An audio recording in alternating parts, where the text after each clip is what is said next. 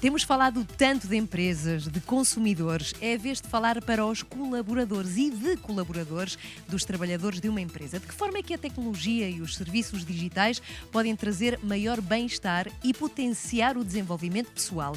E de que forma estas pessoas podem ser ajudadas, até na saúde mental, para estarem a funcionar melhor? Um debate moderado por Manuel Pestana Machado.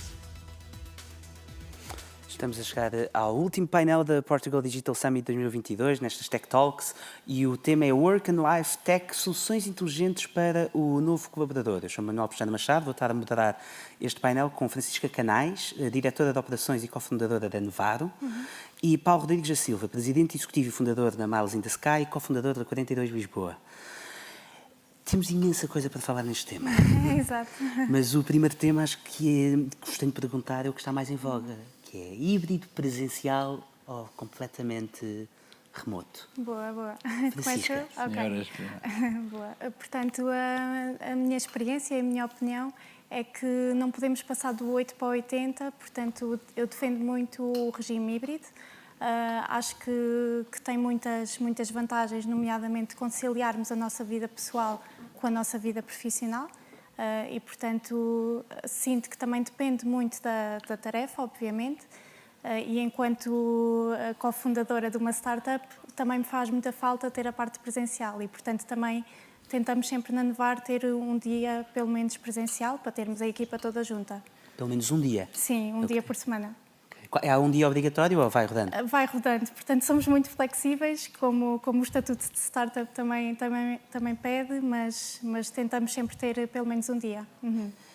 Que o negócio é outro para agora, neste momento, mas qual é que é a filosofia que defende? Definitivamente híbrido, peço desculpa de não poder discordar, que seria mais divertido, mas acho que existem várias coisas que funcionam muito melhor quando as pessoas estão presencialmente. E, portanto, aquilo que acontece é que a natureza do trabalho mudou e a natureza daquilo que é feito no escritório e aquilo que é feito em casa é diferente. Portanto, eu recordo-me quando foi a pandemia, nós na 42 tivemos que fechar, decidimos ir todos para casa e trabalhar remotamente. Durou 3 semanas. Ao final disso, nós decidimos todos voltar.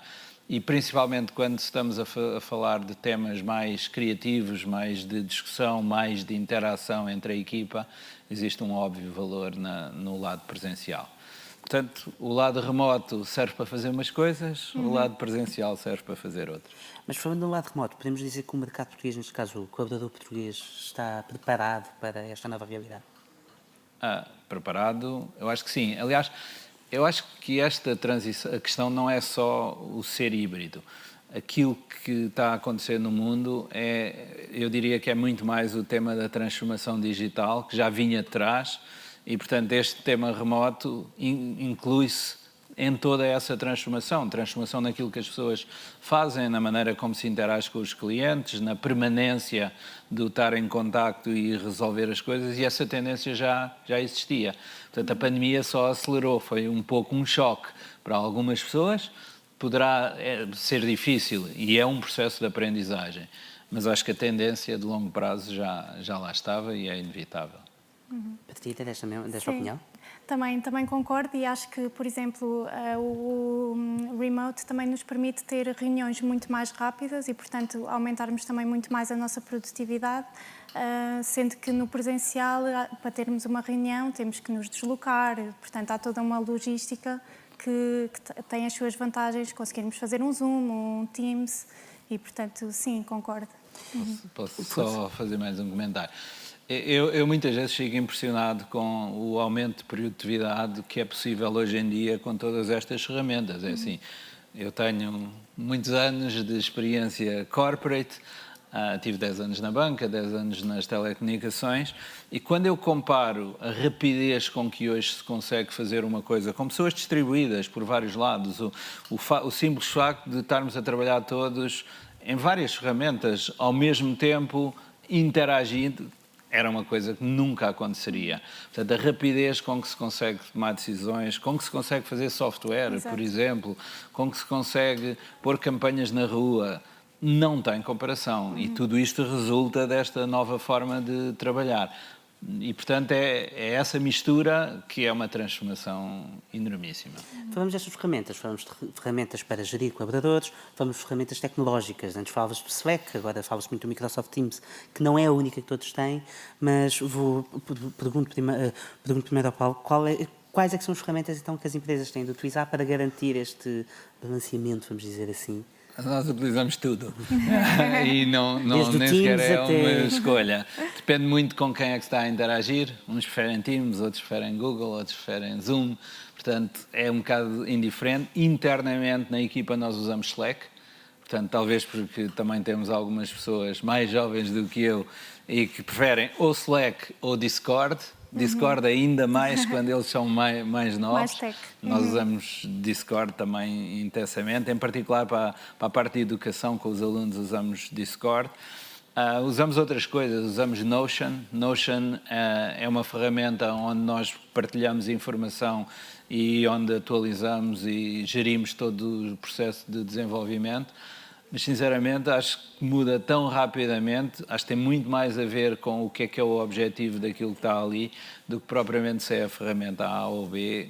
Eu nem consigo distinguir e nem me vou pronunciar sobre qual é que prefiro. E Francisco, numa startup, como tinha dito, o que é que tem sentido quanto a isto? Exato, eu também é muito como o Paulo refere, usamos muita coisa e, portanto, depende muito de com quem vamos reunir. Internamente nós usamos mais o Zoom por uma razão simples, que tem uma versão gratuita que é bastante razoável e, portanto, como startup também privilegiamos isso, mas depois usamos muito ferramentas de gestão de tarefas, como o Trello, que, portanto, também nos permite termos a equipa toda sintonizada nas tarefas e no progresso. E utilizam estas ferramentas também para a saúde mental? Também. Como?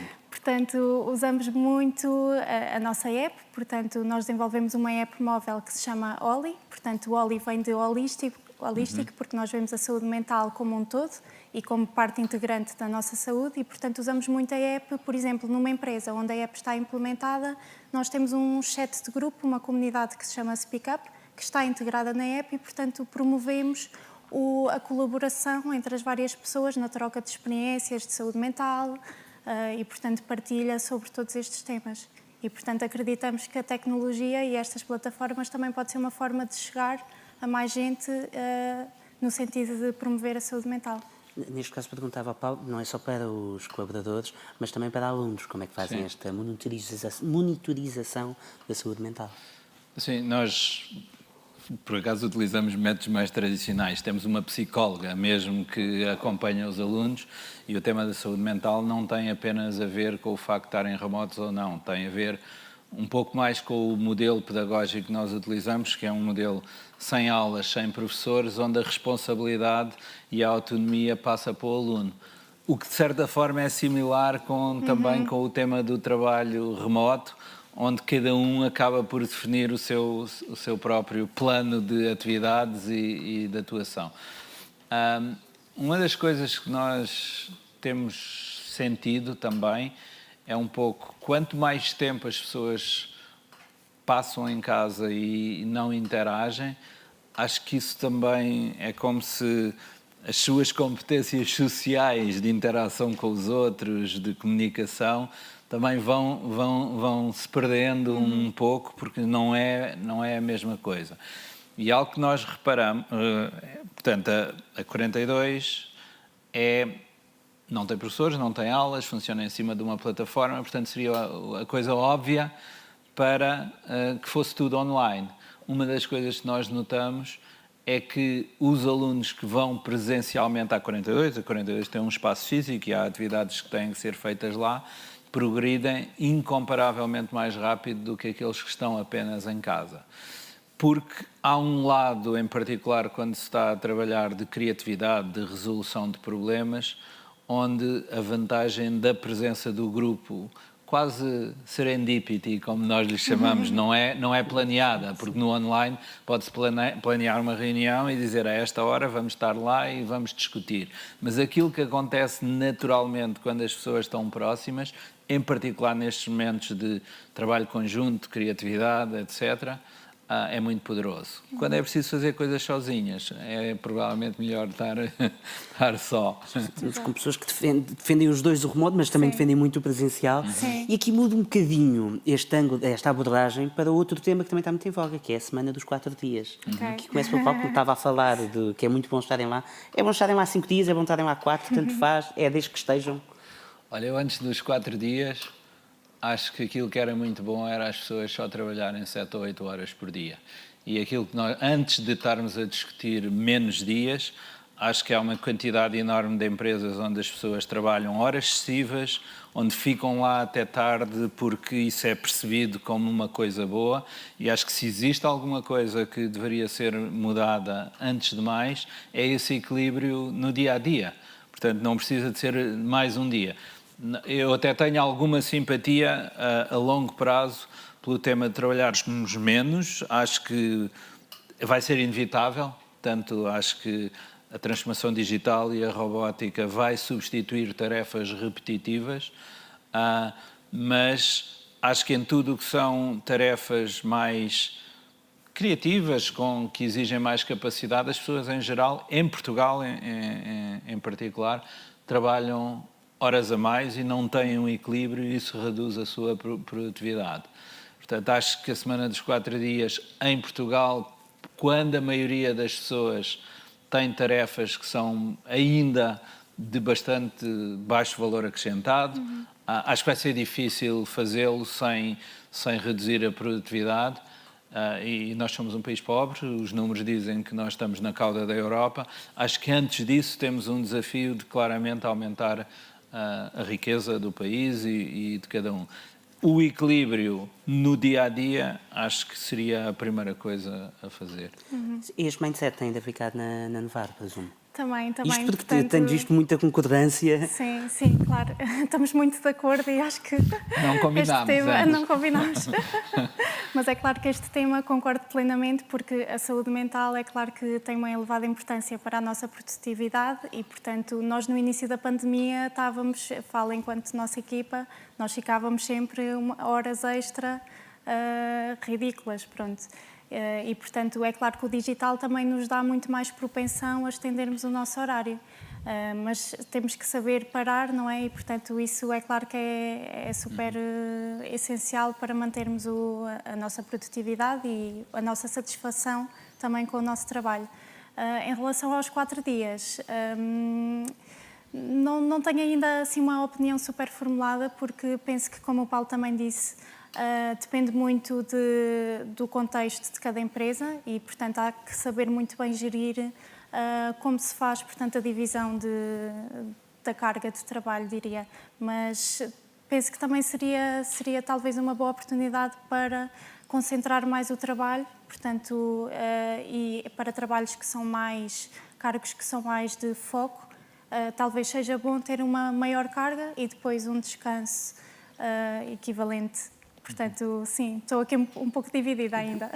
E falando neste descanso, queremos colaboradores sempre ligados, por exemplo, os que têm... Qual é que é o melhor colaborador? Aquele que tem o e-mail no telemóvel e consegue, mesmo que não responda logo, mas vê o e-mail às 11h30 da noite, ou aquele que responde sempre, mas ali a partir das 5 horas ou 6, dependendo, desliga e só responde no dia seguinte. Qual é que é como é que era para isto? Claramente, eu, enquanto empreendedora, estou muitas vezes ligada, mas sinto que isso tenho cada vez mais o cuidado de desligar. Portanto, quando saio do trabalho, estar mesmo desligada. É difícil, ainda por cima na nossa área da inovação e de termos sempre que lidar com clientes, com equipa. Mas é claro que isso é super essencial para mantermos também a nossa saúde mental e termos, portanto, o período definido de trabalho. E não só para colaboradores, como para diretores de operações. Exatamente. Fica aqui a mensagem para outros que nos estejam a ouvir. Paulo, partilha também da mesma ideia? Eu acho que é preciso um cuidado enorme e uma consciência enorme, porque todas estas tecnologias são bastante addictive e nós vemos isso que começa e acho que é grave nos miúdos. É muito fácil nós não conseguirmos desligar. Também partilho da mesma opinião em certo tipo de atividades. Nós temos uma startup, que é a Miles in the Sky, E, portanto, nós tomamos decisões ao longo do dia e a todas as horas, e isso acontece e faz parte. Mas acho que é preciso um esforço enorme para não criar a noção de que somos indispensáveis, que temos que estar sempre ligados, porque acho que é muito fácil isso acontecer. E acho que é um desafio para cada um conseguir discriminar, eventualmente tratando das coisas que são importantes, mas conseguir parar em relação às outras coisas todas que podem ficar. Não há substituto para a consciência individual, acho eu, nessa matéria. Apesar de terem os e-mails de trabalho no telemóvel, que os meus hoje, os colaboradores que não têm podem estar descansados, porque preferem esse mindset para o trabalho. Sim, eu acho que é imprescindível. Eu, em particular, se for algo que não é urgente, mesmo que esteja lá algo para tratar e que é preciso interagir com alguém, não o faço. Acho que é essencial a pessoa conseguir um equilíbrio na sua vida por tudo, para a sua produtividade, para a sua criatividade, para que as decisões sejam boas. Pronto, e é difícil conseguir esse equilíbrio. Como eu dizia, acho que em Portugal existe esta obsessão de que as pessoas têm que trabalhar muitas horas e se o chefe está lá tem que ficar até mais tarde. E acho que é preciso... E agora, com o remoto, o chefe está sempre lá, não é? Portanto, não dá para evitar. E, portanto, conseguir equilibrar essas coisas, separar o acessório do fundamental, acho que é um desafio para todos nós. Exato, sim. E já agora só acrescentar que, portanto, eu acho que também é essencial desligar, porque depois na nossa vida pessoal, se nós estamos sempre atentos aos mails, aos nossos canais de comunicação de trabalho, nós não estamos presentes, de facto, a 100% na nossa vida pessoal, não é? E, portanto, isso também é claro que afeta, se nós estamos sempre a pensar em trabalho, temos que desligar e saber parar. Não estamos presentes na nossa vida pessoal e muitas vezes também não estamos presentes na nossa vida profissional. Portanto, eu acho que todos nós já passámos por situações onde estamos numa reunião e as pessoas estão a olhar para o telemóvel e estão a mandar e-mails e a fazer tudo ao mesmo tempo, o que, em certa medida, até é quase uma falta de respeito e de atenção para aquilo que se está a passar ali. E, portanto, isto é o que acontece no dia-a-dia e é um bocado indiferente quase se está em casa, se está no escritório, onde é que está. Portanto, esta noção de presença e de evitar as distrações permanentes, acho que é um dos grandes desafios do nosso tempo. O que me leva à próxima pergunta. É work-life balance ou life-work balance? Francisca? Boa questão. Eu acredito muito que não há o lado do eu pessoal e o lado do eu profissional. Ou seja, eu acho que nós somos uma só pessoa, não é? E, portanto, temos que saber conciliar esses dois lados e, portanto, não... É claro que tem que haver um equilíbrio entre ambas as coisas, mas acho que aquela ótica de que temos que estar no trabalho um pouco sem a nossa personalidade e sem o nosso... Portanto, toda a nossa dimensão pessoal, acho que também já está um bocadinho ultrapassada. Mas é claro que temos que ter um equilíbrio, mas diria que temos que conseguir conjugar, trazendo também ao de cima o nosso melhor lado pessoal, que também tem as suas mais-valias para o nosso lado profissional. Paulo? Eu acho que é life balance. E Só cada life vez balance. mais, sim, e o work é uma das partes fundamentais da nossa vida e, portanto, está lá e acho que nos cabe equilibrar isso com tudo o resto para que funcione bem. Concordo em absoluto, acho que cada vez mais as coisas são mais fluídas e, portanto, não há como diz o António Damasio, o emocional e o racional estão lá os dois e complementam-se mutuamente e interagem. E também não existe essa separação entre agora é só work e agora é só pessoal. Cada vez é menos. Mesmo no work também existe um lado pessoal da interação com os outros e portanto, o life balance acho que é absolutamente essencial. E o work é apenas uma parte.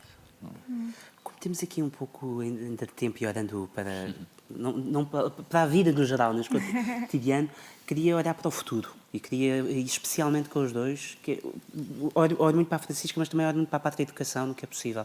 Hoje em dia falamos de realidade aumentada, falamos de realidade virtual. Vocês tiveram um produto com realidade virtual. Exato. O nosso futuro vai passar por estarmos nestes metaversos, por estas nossas realidades, e isto vai ser bom para a nossa cabeça? Boa pergunta, e acho que muitas dessas questões ainda não estão super definidas, não é? Porque está tudo aqui muito novas ideias, novas soluções a surgir. O que eu acho é que a tecnologia, obviamente, tem imensa vantagem em conseguirmos dar uma maior acessibilidade aos nossos colaboradores, às nossas equipas, para certas componentes que se calhar não conseguiríamos de outra forma, ou que tinham mais custos, ou que seriam mais prolongadas no tempo, eventualmente. Mas é claro que, novamente, tem que haver um equilíbrio e, portanto, a tecnologia não substitui a interação pessoal. Mas é claro que a realidade virtual, especificamente, traz-nos também esta possibilidade de nos levar para um mundo, não é? E, portanto, isso também, em termos de formação, portanto, pode ser muito útil nesses casos de formação, sim. Vi aqui o Paulo a pensar... Estava numa realidade virtual, se calhar. Estava a pensar, eu não sou um grande crente do metaverso nos tempos mais próximos. Acho que inevitavelmente vai acontecer. Acho que a transformação da tecnologia vai continuar a ser enorme e a realidade virtual vai fazer parte da nossa vida e aumentada e tudo isso. Mas o meta que vamos mudar todos para uma realidade paralela, acho que não vai acontecer ainda nos próximos tempos. Aquilo que eu acho que me dá muito mais do que pensar é assim, nós estamos a assistir a uma transformação, vou-lhe chamar digital, uma transformação da sociedade a uma rapidez única que nunca foi visto. Já houveram grandes transformações digitais, a Revolução Industrial foi uma dessas transformações. Só que levou 4 gerações para acontecer e as pessoas conseguiram mudar ao longo dessas gerações. Nós agora estamos a concentrar isto em anos. Nós não estamos, é inevitável, acontece. Pronto, e esse é provavelmente um dos maiores desafios, é essa transformação, essa adaptação das pessoas a todas as tecnologias que surgem, mas acima de tudo também aquilo que nós chamamos New Ways of Working, é uma nova forma de trabalhar, de interagir, que utiliza todas essas tecnologias que estão à volta. E isto é um enorme desafio de transformação das empresas, das pessoas, que acontece num espaço de tempo absolutamente reduzido. Por isso o Black Mirror, no fundo, que temos visto, não vai ser ainda uma realidade próxima. Os colaboradores das empresas ainda podem estar descansados, podem desligar, não vão precisar de pôr nenhum aparelho disruptivo que possa ainda aparecer. Vão haver tentativas.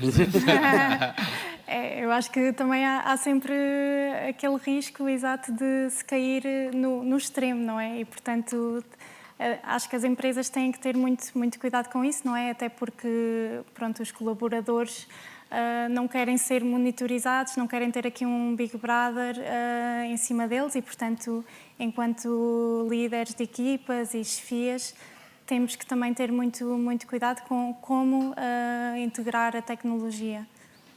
E tinha falado um pouco sobre isto, da questão das câmaras ligadas nas conversas, que é uma questão que preocupa alguns colaboradores.